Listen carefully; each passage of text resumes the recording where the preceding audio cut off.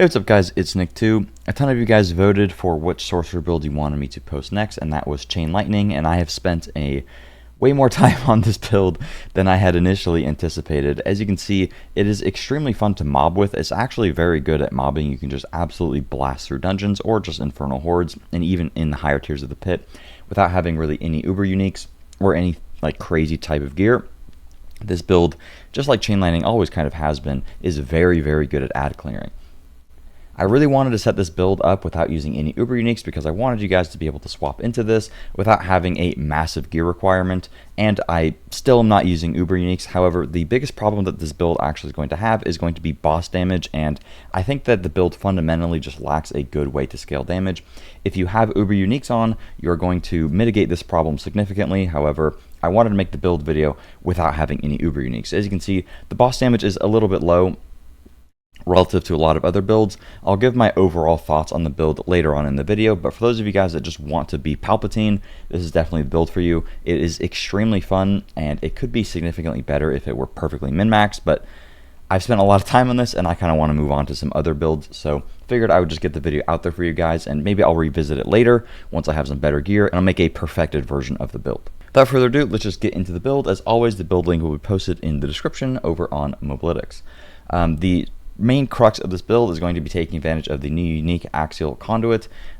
Basically, the only thing you need to know about this is when you use Chain Lightning, it will then have a Chain Lightning orbiting you that will drain mana, and then it will, after a period of time, explode and do a pretty decent amount of damage. Not sure what percent of your damage is actually a result of the axial conduit, but it is, I would say, probably a majority of your damage. So the biggest thing that you need prior to being able to set this build up is having an axial conduit with a high damage roll on the bottom portion, preferably, and then try to get a decent roll on the chance for Chain Lightning projectiles to cast twice. However, as a result of using this unique, it will drain a ridiculous amount of mana, and mana becomes pretty much a problem that you're going to have to solve almost infinitely. One of the big things with this build is that you can't just hold down right click and infinitely spam Chain Lightnings, because if the Chain Lightning, if you completely run out of mana, you won't get the explosions via the axial conduit. So you kind of want to just tap your Chain Lightning and look at your mana and make sure that you're actually getting those explosions. But as a result of using this, mana is a massive problem, so we'll quickly talk about some ways that you can solve your mana. One of them, in the form of an uber unique, is Ring of Starless Skies. If you can have this, it is going to help significantly. 50% resource cost reduction. It does not reduce the amount of mana that gets drained via the unique, but it is going to reduce how much mana cost Chain Lightning actually is. Another thing that I'm pretty much always using with this build is an Elixir of Resourcefulness, 20% resource cost reduction, and the extra maximum resource helps with as a mana battery. Another thing you can do is get mana per second on your helmet and your chest, and you can even get it on your boots. I'm using Flicker Step, which we'll talk about later, but if you have all three of those, that is a massive help. Another thing that you can do is you can use the recharging aspect either on a ring, or if you're just transitioning into the build very early on and you're still having mana problems, you can put recharging aspect on your amulet actually, and then it'll give you 4.5 mana per bounce, and that will help out significantly. One of the things that I'm doing with this build is I'm trying to scale up Conjuration Mastery as much as possible. This is for multiple reasons. One, because we don't have a lot of ways to scale our damage with this build, so this will just give us a good bit of extra damage, but also it's going to give us 10% mana regen multiplicatively per stack, and as a result of using both Lightning Spear and Ice Blade's enchantment, regularly we can be at about like 8 to up to like 15 stacks, and that is going to increase our mana regen significantly, which actually scales off of mana per second. So if we have all this mana per second, that increases our base regen, which currently for me is 26 per second. And then if I'm just in combat and I have a whole bunch of Conjuration Mastery stacks, this is going to fly to the moon. You can also get resource cost reduction on a two-handed staff, and we'll talk about the gear and all those decisions later. When it comes to our skills, again, I like to use the Lightning Spear enchant because I found that this helps a lot with just giving us additional damage via Conjuration Mastery, just having more of these active, and also the mana regen benefit that we get from it.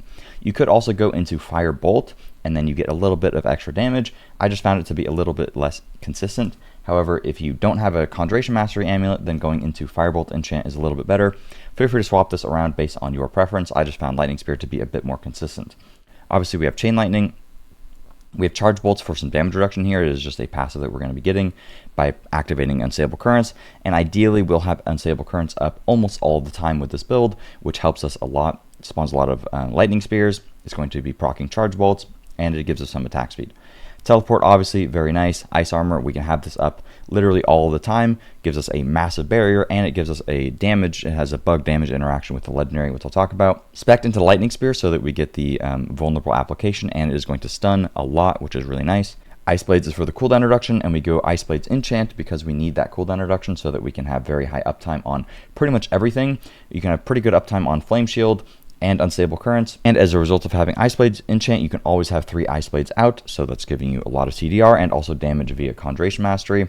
And then I have Flame Shield. You could take Flame Shield off, you lose a little bit of damage. The reason that you lose damage is because you lose a Talrasha stack, and then we're not using the Firebolt enchant.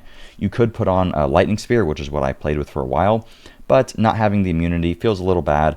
Having the immunity is really nice, and it is a pretty low cooldown because we're constantly reducing it with Ice Blades. And again, as long as you just walk into an enemy, you will be getting that extra Talrasha stack, which is just 20% extra damage for us. I'll quickly go over the skill tree, but again, link will be in the description. You have to spend 2 points here, damage here, max out Chain Lightning, and we go Destructive for the Crackling Energy, mainly for the mana. Once the build is perfectly set up, you could go into Greater Chain Lightning for more damage, but then you'll have to solve your mana without using Crackling Energy, and that is a bit hard. Charge Bolts is for the 25% DR, which we will have whenever we use Unstable Currents, because it'll be proccing this, so that's really nice. Just getting 1 point to Flame Shield just to have it. Teleport DR, Elemental Attunement, Glass Cannon for damage, and then we go Shimmering Ice Armor. Once you have better gear and a ton of CDR, you could swap Shimmering to Mystical, therefore you get a little bit more damage. But for now, we're using Shimmering, and this will give us literally infinite uptime on Ice Armor, which is really nice. Protection, Mana Shield for DR, Conjuration Mastery, of course, Lightning Spear for the crit vuln, and then Ice Blades for the DR or the cooldown reduction. Then we go 3 points into Invigorating Conduit, so the crackling energies that we're spawning are giving us mana.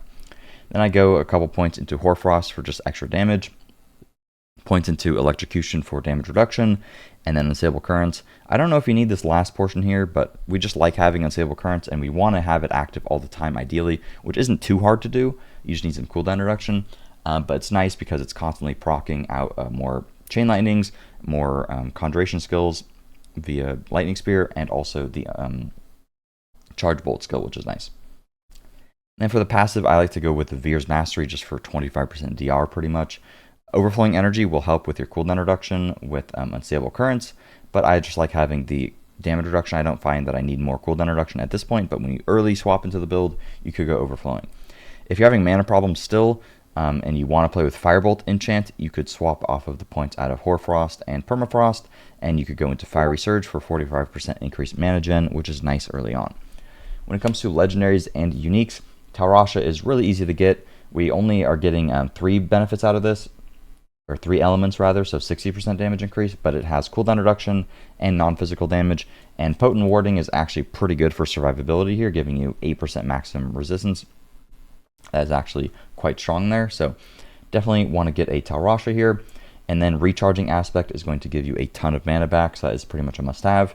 And then Lightning Rod on the Amulet is great. If you still have mana problems, you could put Recharging on the Amulet instead, but Lightning Rod just increases the damage of your Chain Lightning by a pretty good amount. Shredding Blades is just straight up damage increase for both the Axial Conduit and your Chain Lightning. And then we go with a 2-handed staff for Stormswell.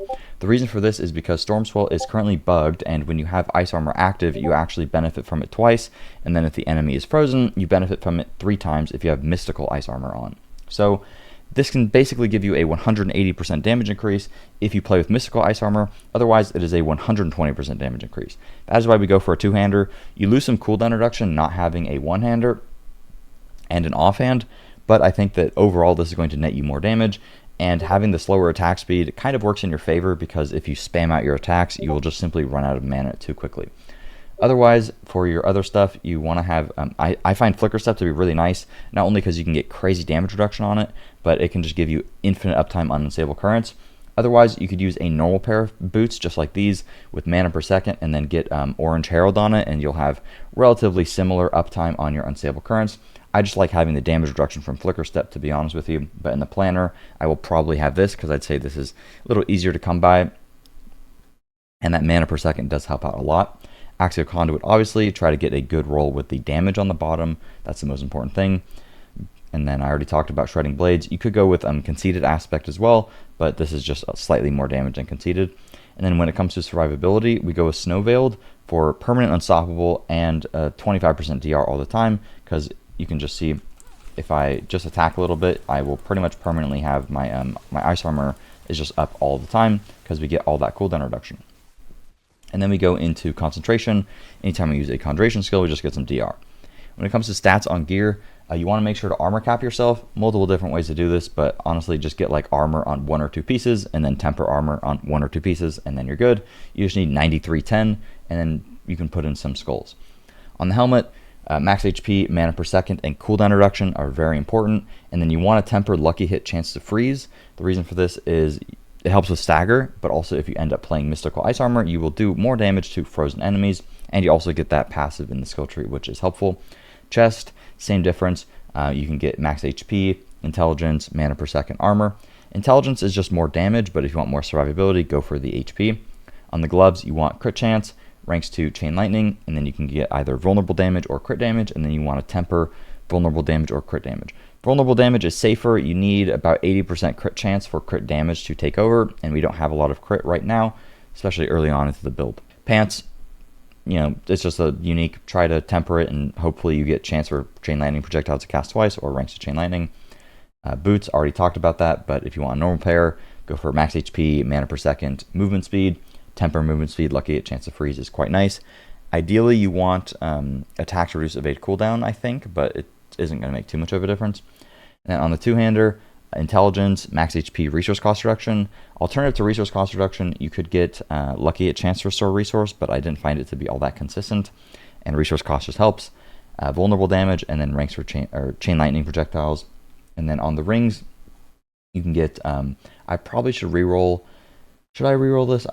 I don't know. This is probably ideal, I guess. Crit chance, max HP, intelligence, and you could swap max HP to some sort of damage if you prefer. And then you want to get unstable currents cooldown reduction on both your ring and your amulet, and that will help a lot with the uptime there. And then we get vulnerable damage, and you want one piece to have cold damage on it so that it maxes out our Frigid Fate node in the Paragon board here. Without that, we will be at about 50% of this. If you were to have a fully maxed out Talrasha, though, you could probably cap it out without the cold damage roll, but one cold damage roll isn't going to kill us. And then we just go for cooldown reduction, and Conjuration Mastery is very, very good on the amulet. And next to that, crit chance is quite nice as well. Or you could get like Devouring Blaze if you're playing Firebolt enchant, or you could get Hoarfrost would be okay as well. When it comes to the Paragon board, this will be in the description. Credit to Lurkin. I pretty much just copied his because I want to move on from this build, to be honest with you guys. I didn't want to spend a ton of time theory crafting the Paragon board. I just swapped around a couple glyphs compared to his, but it is essentially the same layout, so big thanks to him. Reinforce in the first board for damage reduction, and it buffs our resistances, so we can easily get res capped, and we get non-fizz damage there. Grab some HP here, and we go Elementalist for more damage. It's just 10% damage pretty much, or 15% rather, as long as we walk into the mob with Flame Shield. Unleash is 8% increased damage, but also a bit of mana regeneration. And we go Frigid Fate, some damage reduction from Vulnerable there, and we get Charged for 15% increased all the time. Tactician is nice for 10% DR, or 10% damage, and if you happen to be playing Firebolt enchant, you get some DR here, but we are missing out on that because I'm not playing Firebolt. DR from Elites is nice right there, and then we go into Exploit for just 10% increased damage. You could go into Flame Feeder if you were playing with Firebolt enchant, but I'm not. And then Destruction, 12% damage, and then we go into Static Surge, which helps with our mana a little bit, and the Control Glyph. Control doesn't help against bosses all that much, but we are fighting mobs that are frozen a lot in like Infernal Hordes, etc. That is pretty much it for the build. Now I will give you guys my honest take on the build overall. Honestly, like, I don't like to, you know, make builds seem like they are better than they actually are. I like to be very straightforward with you guys. I made a poll, and a lot of you were like, please make a Chain Lightning video, and I hadn't really seen anybody else make a Chain Lightning video that was capable of doing like higher tier content, and now I kind of realize why. You can do higher tier content with it. It just takes not only more gear, but just way more effort than if you were to put on almost anything else.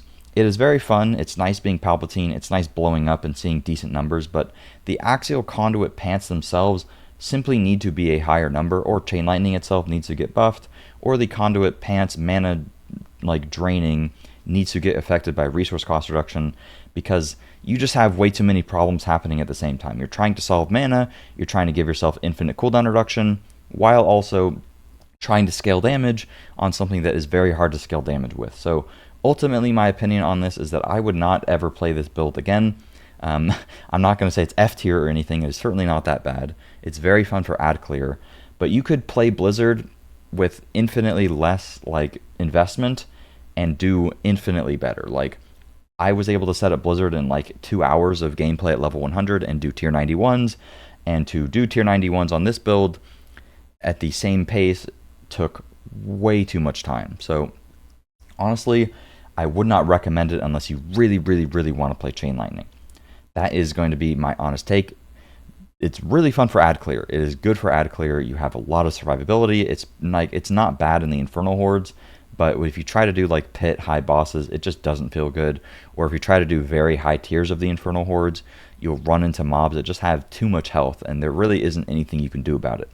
If you have Uber Uniques on, you will certainly do better. If you have, Ring of Starless Skies and Dariel's Visage, you use Starlight Aspect or something, or like, there's probably ways to set this up to where it is definitely good enough, but I don't know why you'd ever do that when you could just put on Lightning Spear or put on Blizzard or put on, I don't know, Fireball probably, and do probably twice as well with half as much gear.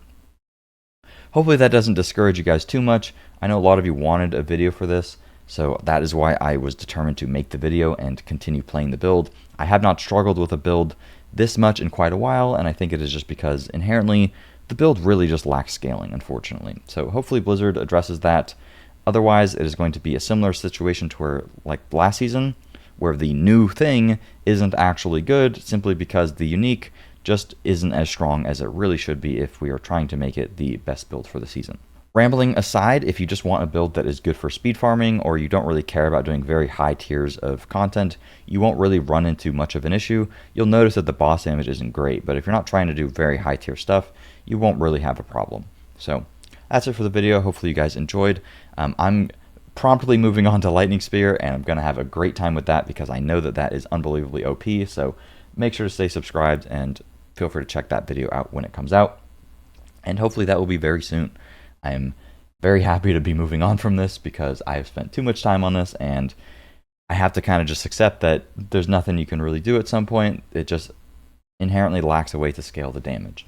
Thanks for watching, and I will see you guys later. Peace.